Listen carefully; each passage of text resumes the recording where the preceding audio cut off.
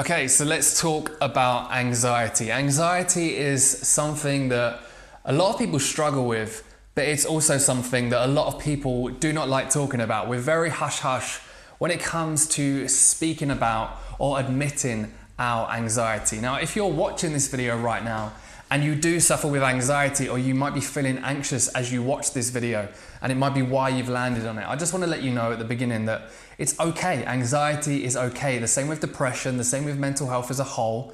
There's a stigma around it still, but I want to let you know that it's okay and there's ways to overcome it. I'm going to be sharing with you my personal experiences when it comes to anxiety.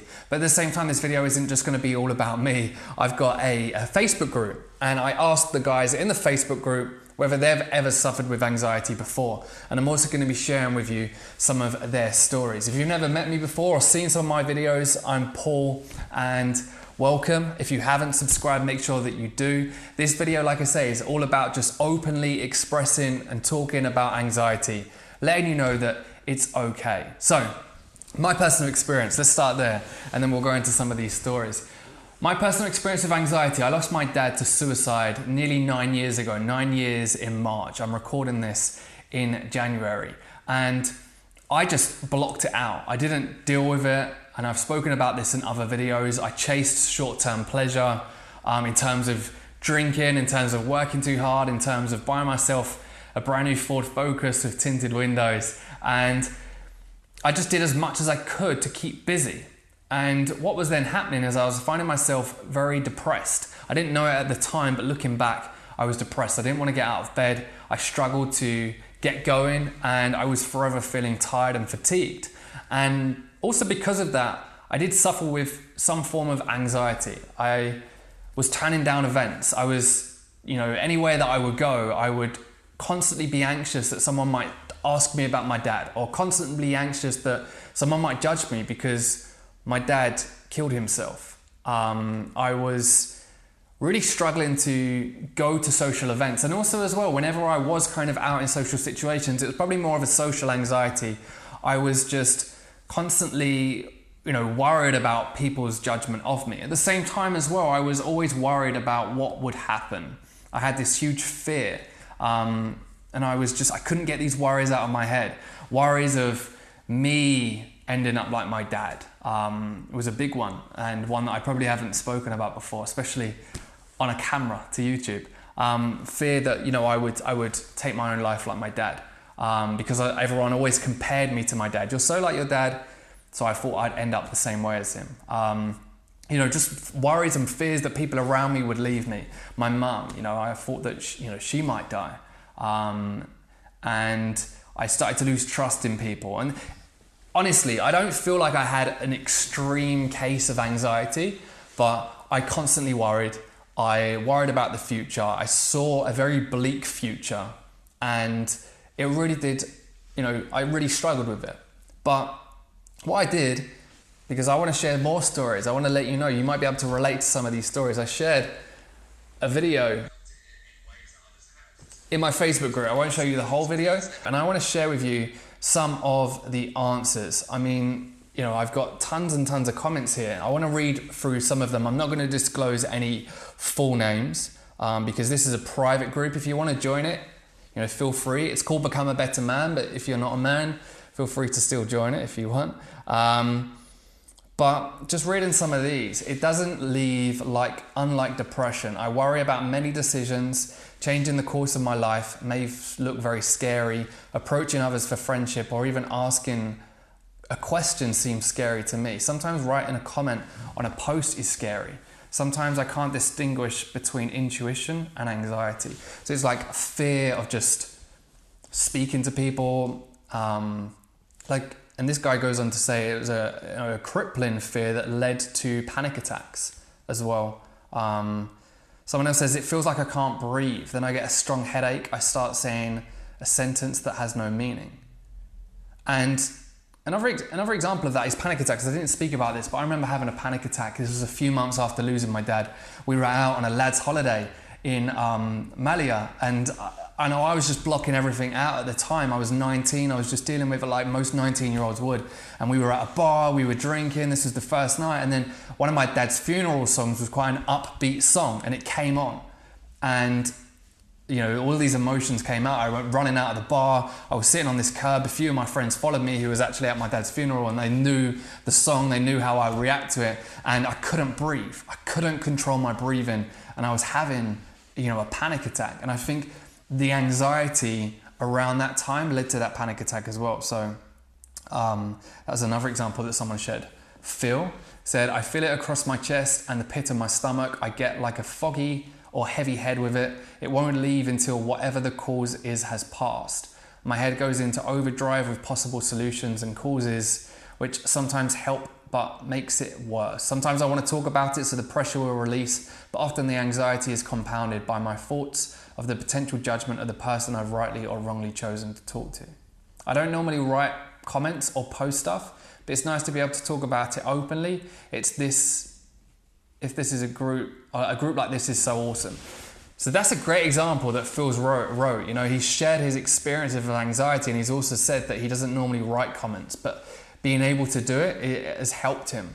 So again, it goes back to the beginning of this video just to let you know that if you do suffer with anxiety right now, that it's okay. Feel free to talk about it. Whether it's in the comments below or with someone close to you, don't bottle it up. Don't feel like you're not normal because you have anxiety. There's so many examples just in this group, just in this tiny, small group.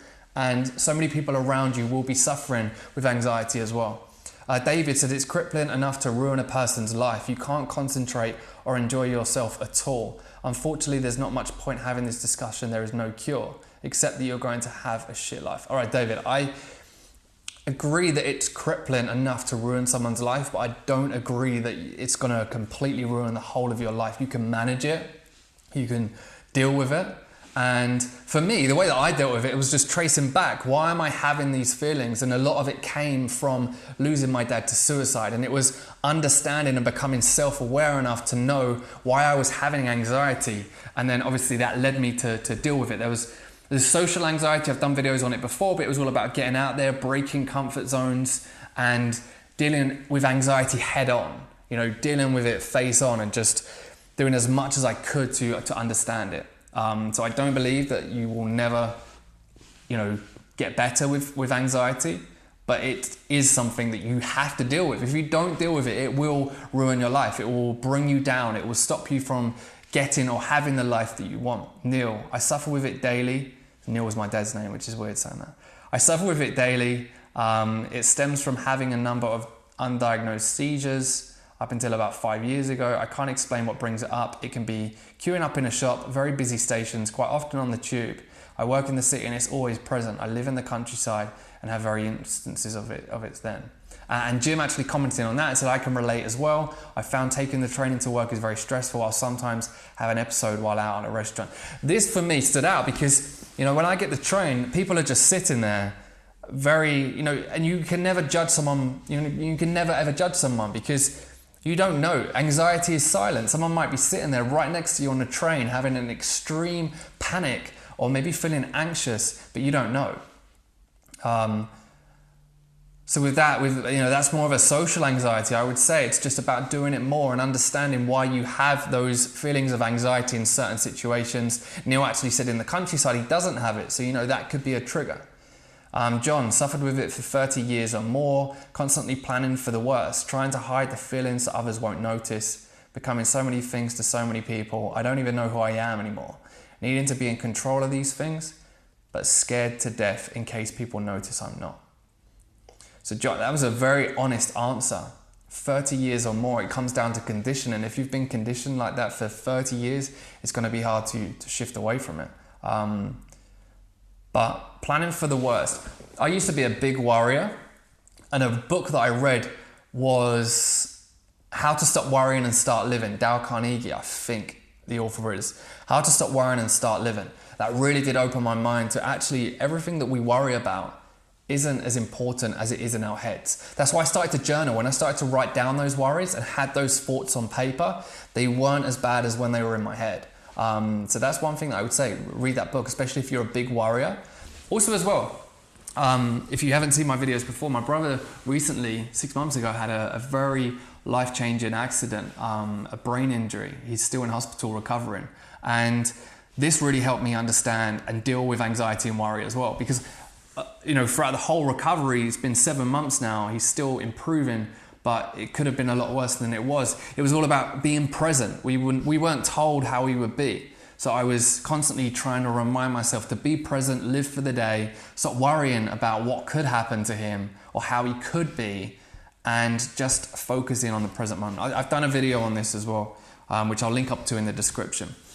Just a few more, share a few more experiences.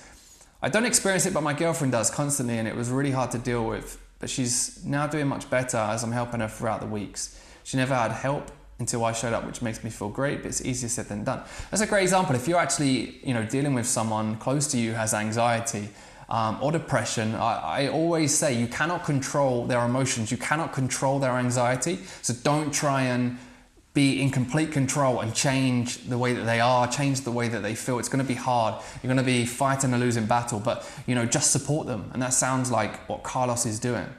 Right, let me skim through some of these. All the time, Brian says, my 25th birthday last November was the first time in 25 years that I danced with a girl and felt comfortable and happy doing it. I'm afraid to meet people in bars. Always tell myself one more drink, one more cigarette, then I will. Gravity feels twice as strong. My legs don't move. Words don't come out of my mouth. I'm frozen. So that's a very honest share as well. And again, there's solutions to it. There is solution, and it sounds so hard. And I've seen so many people do it. I did a great interview with a guy called Josh Morris. I'll link up to that in the description below as well. But he suffered with extreme social anxiety, and now he's out traveling, and he still obviously has anxiety, but he knows how to manage it. So I'll link up to that. My heart races rapidly, my breath is short, my thoughts are as fast as my heart beats, my lungs want more cigarettes, my sleep is deprived, my nerves are on edge, my actions are not confident, I look terrible. I can hardly speak. I went through this a little over a month ago, and it's really bad. Now I can understand how crippling this can be. So hopefully you can relate to some of these stories. Thank you for sharing that, Jeffrey, as well. There's so many more here as well. Just trying to find some more. So this one's a good one. Anxiety stress can be acute or chronic. I have more control over it now, but I feel it almost every week, specifically when writing my assignments. That being said, usually it's that my heart rate speeds up. I start trembling. That's when it gets really bad and become paranoid of everything that I do and the possible outcomes before they even happen. Meditation is a nice way to cope with it because it helps you accept the situation and make peace of it. There's so many answers that I could go for as well, guys, but there's a guy who said he's a magician and he experiences anxiety. It's hard, it's uncomfortable. Tricks I used to perform with anxiety, I perform with charm now. Ask for a woman's number. Used to make my hands shake. Now I'd start to sweat. Now I ask for the lovely's number. 80% of the time I get them. Anything that gives you anxiety are things that you are nervous about because of how much it means to you. So that was Finn. So I really hope this video helps. Hope from me sharing my experience that will actually open up for you to share your experience. Use the comments below to be able to do that. I'm going to reply to all of you. Hopefully other people sharing their experiences in that Facebook group has helped you as well. If you can relate to them in any way, hopefully again, that's shown you that you can talk about and deal with your anxiety.